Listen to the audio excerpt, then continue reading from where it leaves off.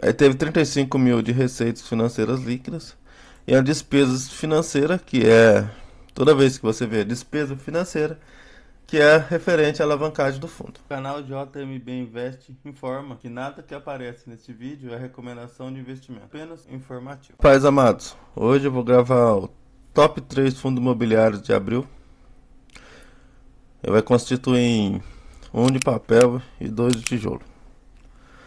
Lembrando que é apenas a minha opinião. Não leve esse vídeo como recomendação, nem de compra nem de venda. E que você use esse vídeo para estudar a fundo os fundos, se tiver a intenção de colocar na sua carteira. Vamos lá para o vídeo. O primeiro de papel é o ABT11.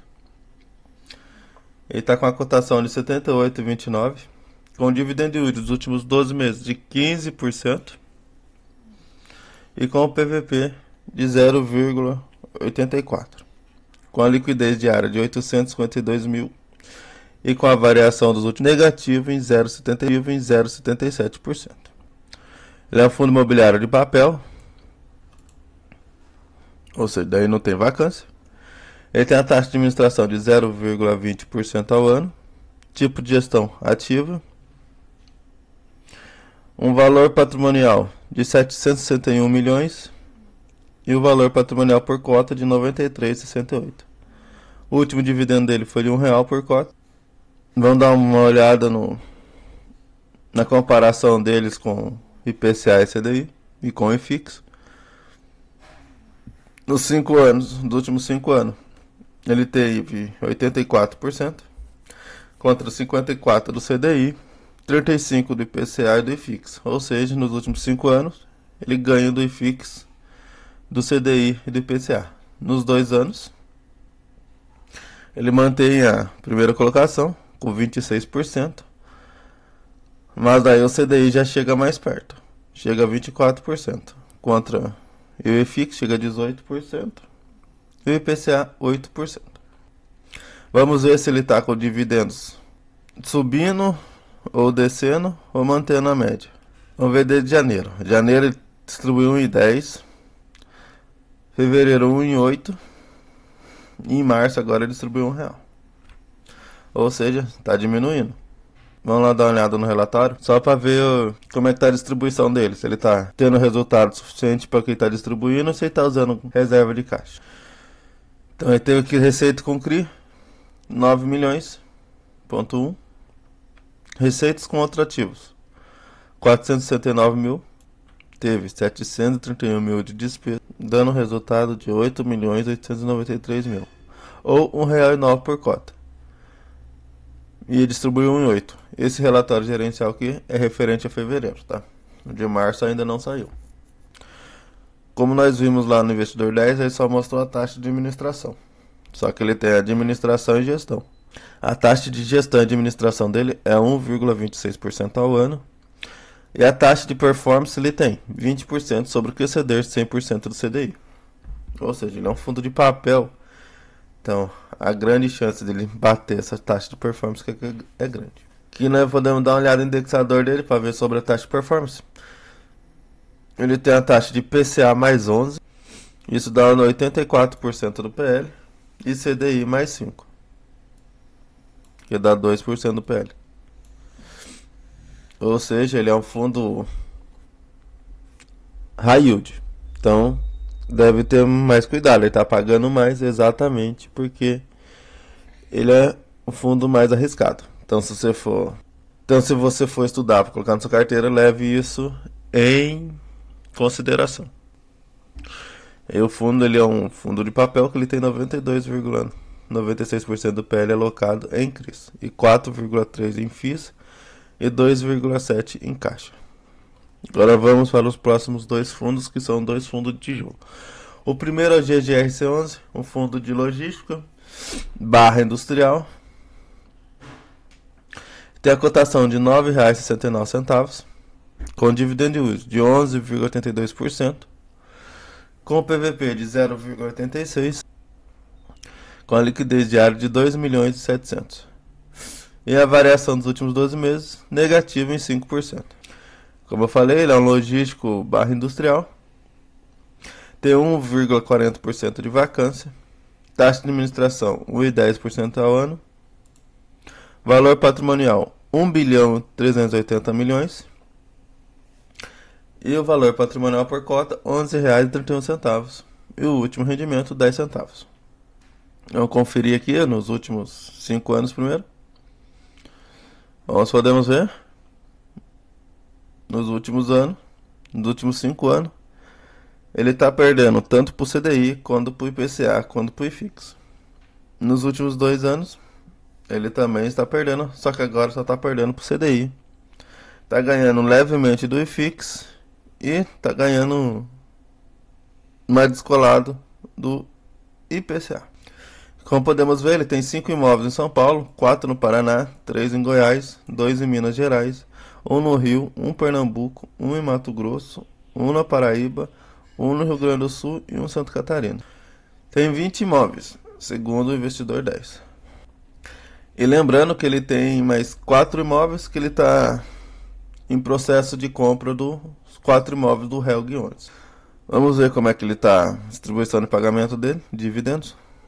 Desde janeiro, ele distribuiu 0,095 ou 9 centavos e meio em janeiro e fevereiro, e voltou a distribuir 10 centavos em março e abril.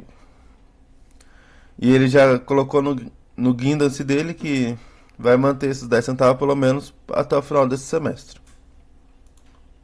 Dando uma olhada nas receitas dele aqui, que é de fevereiro. Ele teve 13.780.000 com receitas, na maioria com receita de locações, né?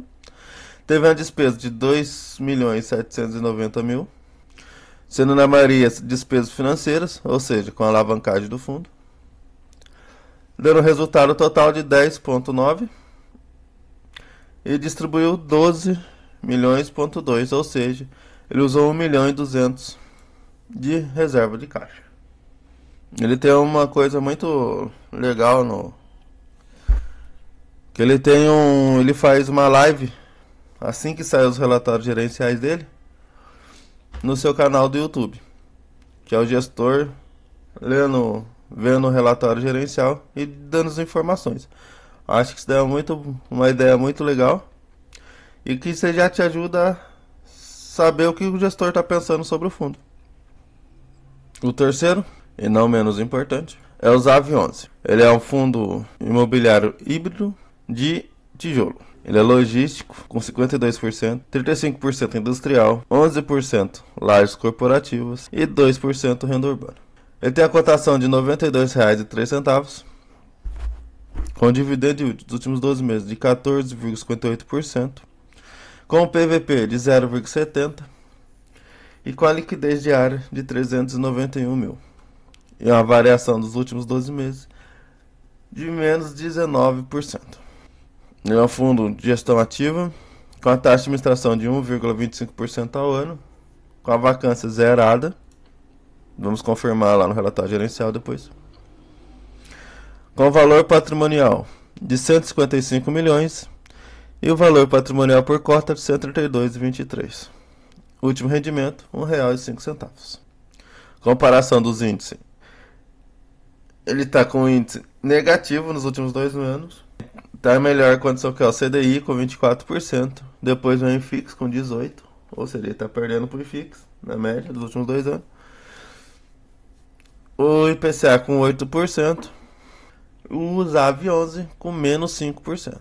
É o primeiro dos 3. É o primeiro fundo que está negativo em comparação aos outros índices. Comparação que ele está mantendo na média 1,5 desde janeiro. Ele tem 4 imóveis em São Paulo, 2 no Rio Grande do Sul, 1 no Espírito Santo, 1 no Paraná e 1 em Minas Gerais. 9 imóveis no total. Seu contrato é, na maioria, atípico, 93%, e típico, 7%. Vamos dar uma olhada no sua DRE, que é referente a fevereiro. Ele teve receitas imobiliárias 2 milhões, 0,88, Teve um total de despesa de 245 mil. Teve um resultado operacional de 1.843.000. Aí teve 35 mil de receitas financeiras líquidas. E a despesa financeira, que é toda vez que você vê despesa financeira, que é referente à alavancagem do fundo, 460 mil.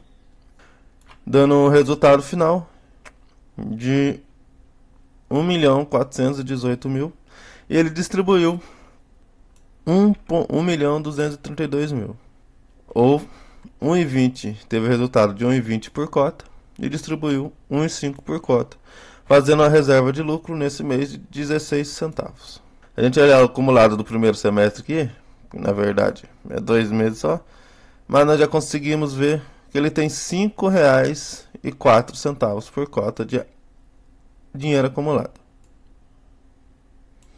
de reserva de lucro acumulado. Podemos ver, ele é diferente do GGRC, ele está fazendo mais resultado do que ele está distribuindo, ou seja, ele está com a reserva de lucro, está aumentando a reserva de lucro ao invés de diminuir. Ele está 100% ocupado, não tem nada de vacância, nem física nem financeira. O ZAV11 tem um ponto de atenção que ele está tendo uma disputa judicial contra um dos seus inquilinos, que é o Medabil, que aluga um dos seus ativos industrial, que é a receita de 19,6%, que entrou em recuperação judicial. Estava tentando encerrar o contrato atípico de forma judicial. Mas no dia 28 de janeiro, ele teve uma decisão favorável a ele. Vem por meio deste fato relevante, em complemento ao fato relevante divulgado em 7 de maio de 2024, que foi a RJ do Medabil, que trata do ajuizamento de ação de nulidade de negócio jurídico pela Medabil, locatário de ativo de propriedade do fundo, informar aos seus cotistas e ao mercado em geral o que segue.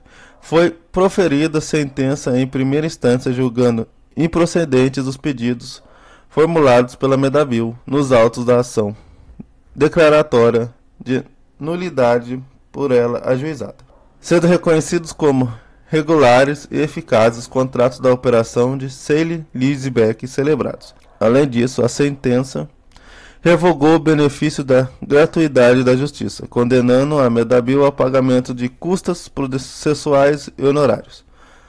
Novos desdobramentos relevantes ao tema serão informados ao mercado. Então esse é um dos grandes pontos de atenção do fundo, mas como já saiu uma ação aqui benéfica ao fundo, acredito que não deve ter grandes problemas.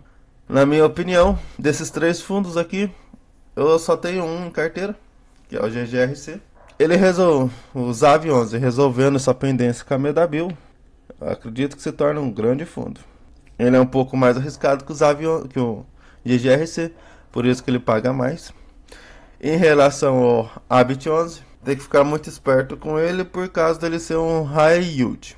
As taxas, ele paga bem, mas tem mais risco de tomar calote. Bom, esse foi o vídeo. Espero que vocês tenham gostado. Espero que esse vídeo tenha sido útil. E se foi útil, eu peço que você se inscreva no canal. Deixe o like. Ative o sininho das notificações. E passe essa informação para seus amigos e familiares. Muito obrigado pela companhia.